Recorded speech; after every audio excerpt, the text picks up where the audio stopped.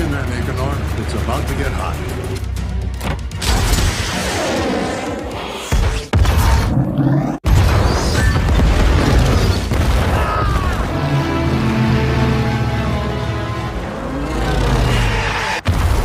Spitz, comrade, senior lieutenant!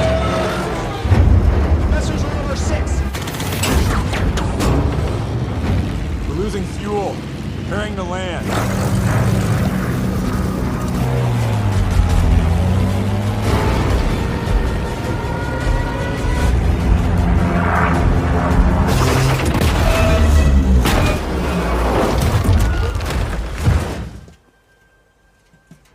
Shota.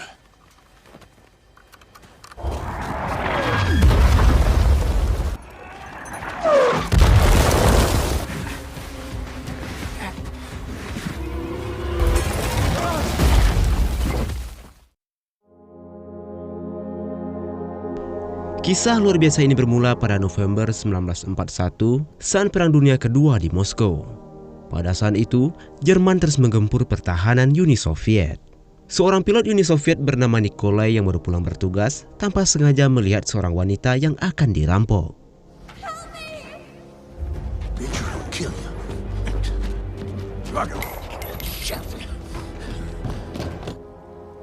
There. It's okay. Setelah berterima kasih dan saling berkenalan, wanita yang bernama Olga itu pergi dan tanpa sengaja menjatuhkan sapu tangannya. 1 bulan kemudian Nikolai dan rekannya ditugaskan ke garis depan untuk menghancurkan konvoi tank pasukan Jerman. Pesawat itu berisikan 1 orang pilot dan 1 penembak di belakang.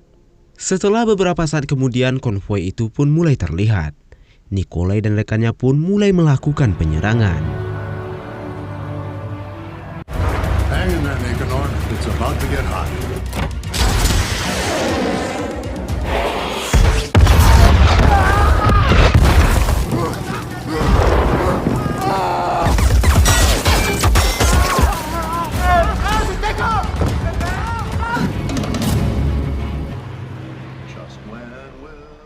Setelah berhasil melumpuhkan tank musuh, mereka pun bersiap untuk kembali ke markas. Tapi secara tiba-tiba, muncul 3 pesawat tempur Jerman dan langsung memburu mereka. Messerschmitt's comrade, senior lieutenant! I see them.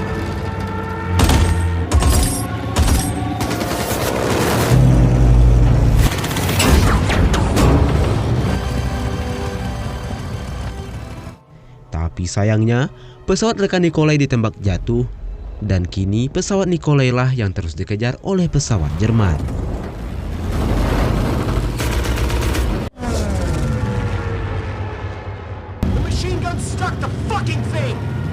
Dalam pelariannya, senapan mesin di pesawat Nikolai macet yang membuatnya memutar pesawat agar bisa menembaki pesawat Jerman.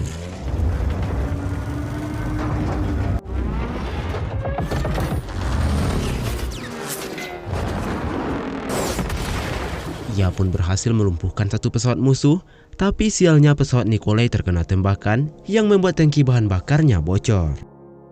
Karena bahan bakar sudah menipis, tidak ada pilihan lain, Nikolai mencoba untuk mendarat darurat. Tapi keberuntungan belum berpihak padanya, karena di depannya ada pasukan Jerman yang menembakinya.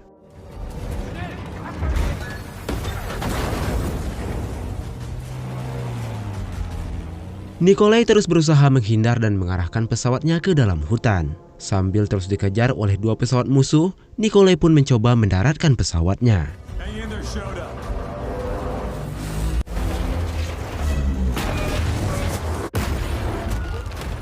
Sementara pasukan darat Jerman yang melihatnya langsung melakukan pengejaran.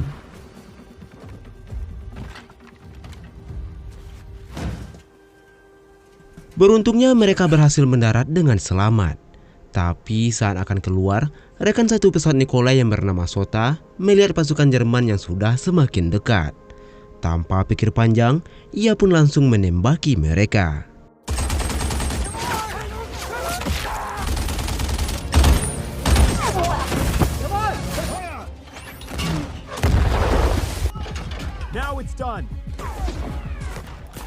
Karena kehabisan peluru, Nikolai dan Shota berusaha kabur dari sana. Tapi sialnya, tembakan mortir yang bertubi-tubi membuat Nikolai pingsan. Sota tak mau meninggalkan temannya begitu saja. Ia menggendong temannya hingga sampailah mereka di pinggir sungai. Sota lalu memotong bongkahan es dan menghanyutkan Nikolai, sementara dirinya berlari ke arah yang berlawanan.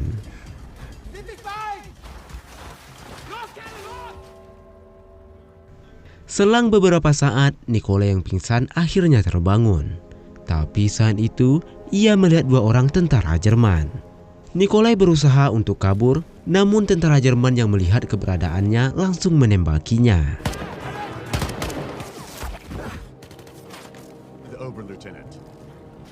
Serangan itu membuat salah satu kaki Nikolai terkena tembakan.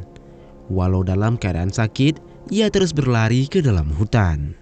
Setelah dirasa aman, ia lalu menghidupkan api untuk menghangatkan tubuh dan juga mengeringkan pakaiannya. Pada malam harinya, Nikolai melihat peta yang ternyata jarak kembali ke Moskow masih sangat jauh. Dan beruntungnya, ia masih memiliki satu pistol dan satu suar. Lalu Nikolai teringat dengan Olga yang pada saat itu ia memberikan jatah makanannya dan juga mengembalikan sapu tangannya. What about you? Oh, and one more thing. Keesokan harinya Nikolai kembali melanjutkan perjalanan walaupun dengan kaki yang teramat sakit. Di hari ketiga, Nikolai yang sudah sangat kelaparan mencari buah beri di bawah lapisan salju. Setelah berhasil mendapatkan beberapa buah, ia lalu memahat kayu dan merebusnya dengan batu yang telah dipanaskan.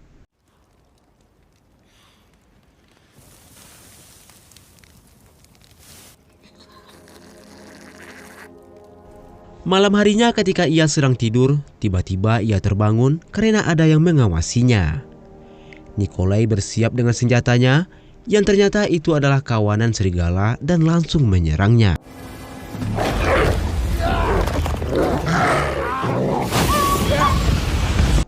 Akhirnya Nikolai pun berhasil mengusir serigala itu. Dan keesokan harinya, ia kembali melanjutkan perjalanan, tapi kawanan serigala itu terus mengikutinya.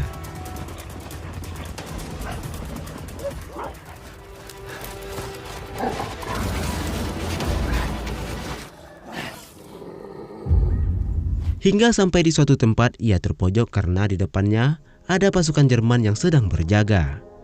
Dan beruntungnya, di saat bersamaan datang pesawat Soviet yang mengalihkan perhatian tentara Jerman itu.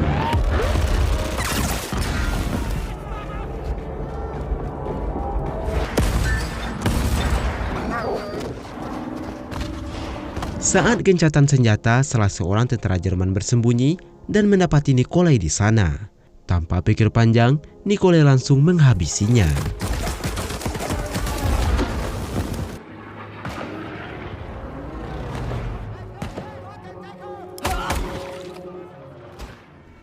Setelah dirasa aman, Nikolai kembali melanjutkan perjalanannya.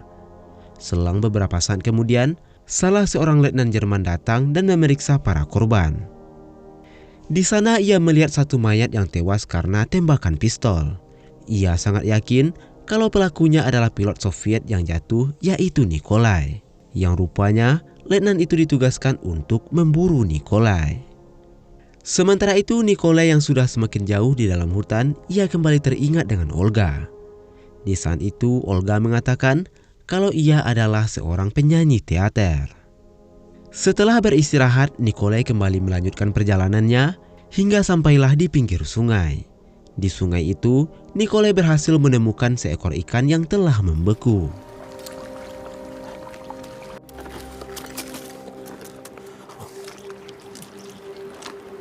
Memasuki hari ke-10, kaki Nikolai yang sebelumnya tertembak kini mulai infeksi.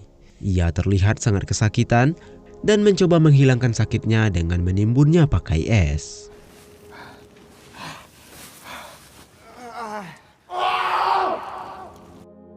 Walaupun dengan kaki yang sangat sakit, ia harus tetap melakukan perjalanan. Karena jika ia berhenti, pasukan Jerman bisa saja menangkapnya. Saat Nikolai terus berusaha berjalan, tiba-tiba kawanan serigala kembali mengikutinya. Ia terus mencoba menghindar, tapi tanpa sengaja ia malah jatuh ke dalam lubang.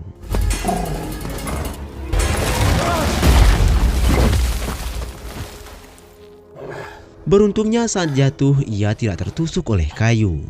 Lalu Nikolai menghidupkan api untuk menghangatkan tubuh. Tapi asap dari perapian itu membuat Nikolai sesak nafas. Di saat yang genting itu, ia kembali teringat dengan janjinya pada Olga untuk menemuinya setelah pertempuran. Namun secara tiba-tiba, seekor serigala masuk dan langsung menggigitnya hingga membuatnya pingsan.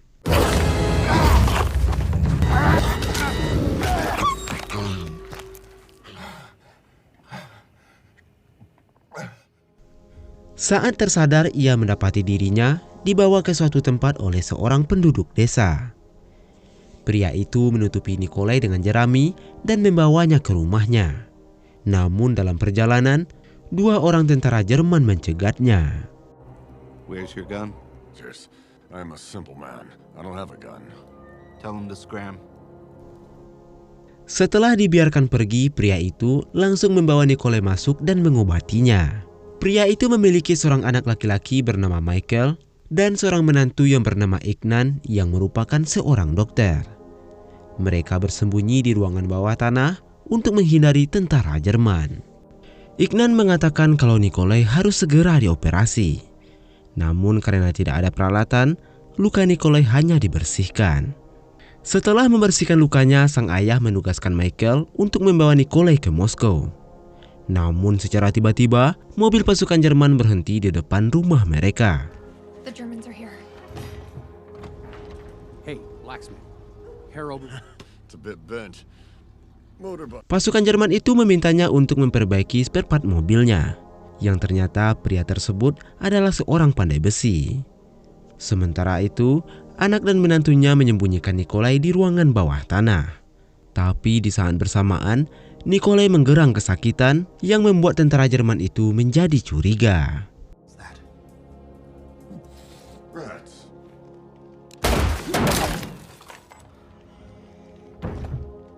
Beruntungnya seekor tikus keluar setelah tembakan tersebut. Namun saat sang perwira duduk di depan perapian, ia menemukan sobekan baju yang berdarah dan juga cawan untuk mengobati luka. Seketika itu juga, ia langsung melakukan penggeledahan.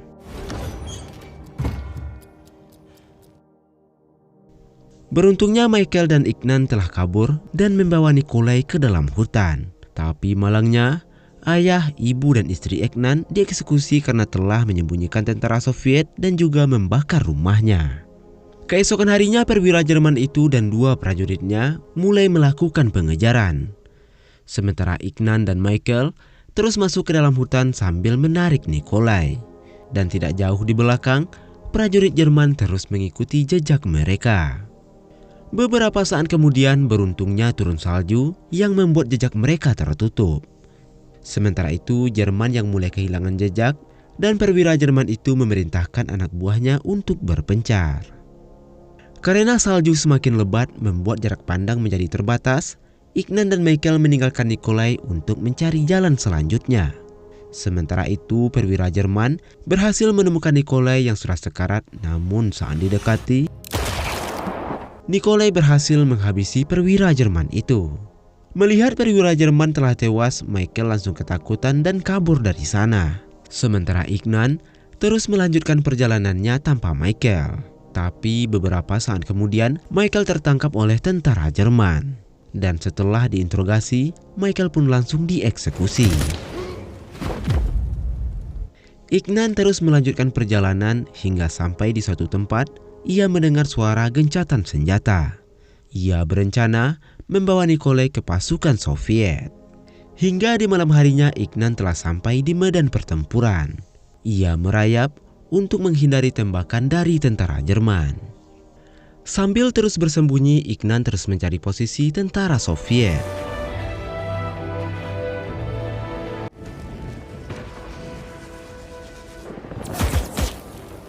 Sementara itu, pasukan Soviet melihat seseorang yang sedang merayap ke arah mereka. Merasa ada yang aneh, seorang sersan ditugaskan untuk melakukan pemeriksaan.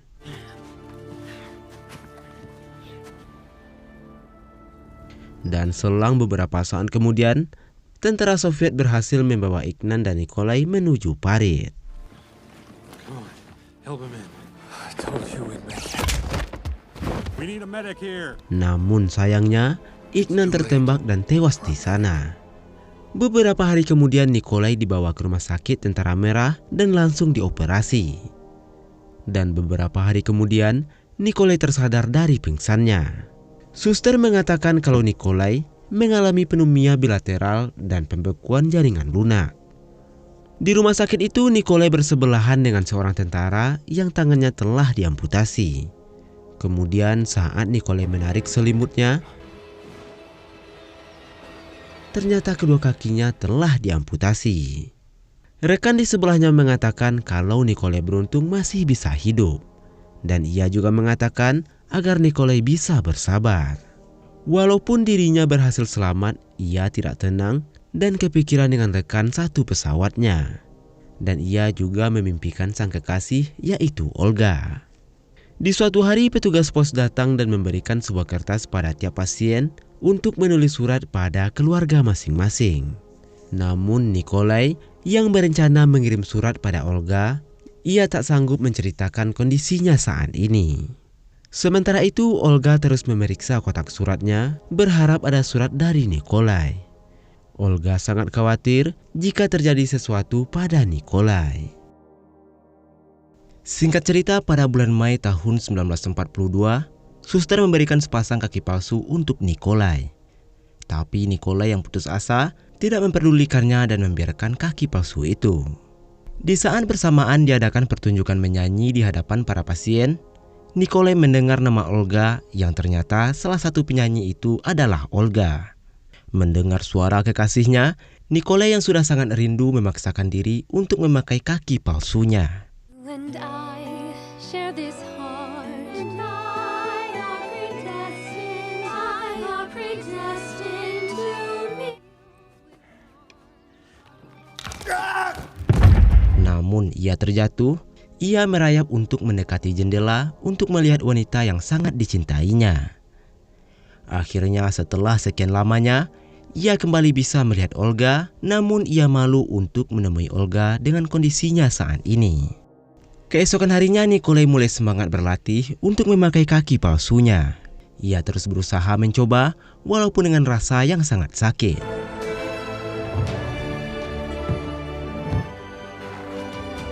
Sampai-sampai dokter mengatakan agar Nikolai jangan memaksakan diri karena bisa berakibat fatal. Nikolai juga rutin berolahraga untuk melatih tubuhnya yang telah lama terbaring. Hingga pada suatu hari, Nikolai mulai bisa berjalan dengan bantuan tongkat dan tanpa sengaja ia bertemu dengan Olga yang saat itu sedang berbincang dengan seorang suster. Hello.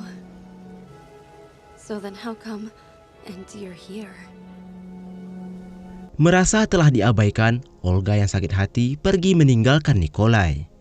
Namun ia mendengar dokter berbicara tentang kaki Nikolai yang telah diamputasi. Di sana ia menyadari kalau Nikolai mengalami penurunan kepercayaan diri untuk menemuinya.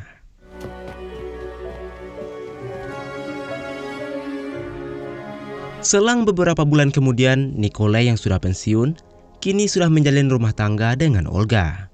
Saat berberes rumah, tanpa sengaja ia menemukan catatan milik Ignan yang ia tulis untuk orang tuanya yang ditulis saat Ignan menyelamatkan Nikolai. Hal tersebut kembali membangkitkan semangatnya untuk kembali menjadi seorang pilot. Keesokan harinya ia pergi ke orang tua Ignan untuk memberikan catatan itu. Ayah Ignan merupakan seorang dokter senior tentara Soviet. Nikolai meminta rekomendasi dari ayah Ignan untuk kembali mengudara. Nikolai juga mengatakan kalau tujuan Ignan menyelamatkannya adalah agar Nikolai dapat kembali bertempur. And you want to fly? Absolutely not. Meski awalnya sempat ditolak, akhirnya ia diberikan surat izin. Beberapa hari kemudian, pangkalan udara pesawat Soviet dikabarkan bahwa sedang terjadi pertempuran udara antara Soviet dan Jerman. Satu pesawat Soviet ditembak jatuh oleh Jerman hingga Nikolai menjadi target utama yang terus diburu. Mendengar kabar itu, Soviet lalu mengirimkan 3 pesawat untuk membantu Nikolai. You see the messer? One's turning. Coming in on us. Ammo's running low. 2 reloads and we're out. Nikolai yang terus dikejar oleh pesawat Jerman mencoba menaikkan ketinggian terbang hingga tertutup oleh awan. Selang beberapa saat, Nikolai kembali menukik untuk menyelesaikan misinya, yaitu menghancurkan jembatan. Sementara pilot Jerman terus mengejarnya. Saat mendekati jembatan, Nikolai mengeluarkan bom asap yang membuat jarak pandang pesawat Jerman menjadi terbatas.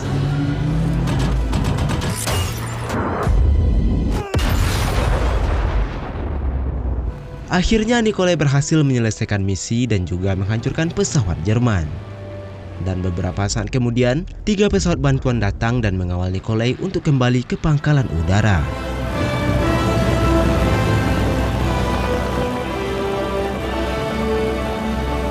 Sesampainya di pangkalan udara, para pilot mengagumi keberanian Nikolai. Tapi saat keluar dari pesawat, Nikolai terjatuh.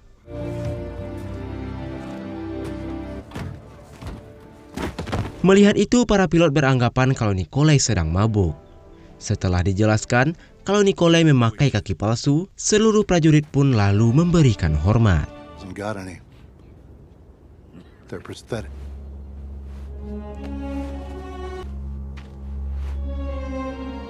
Berikut adalah para pilot Soviet yang ditembak jatuh dan kembali mengudara dengan kaki palsu.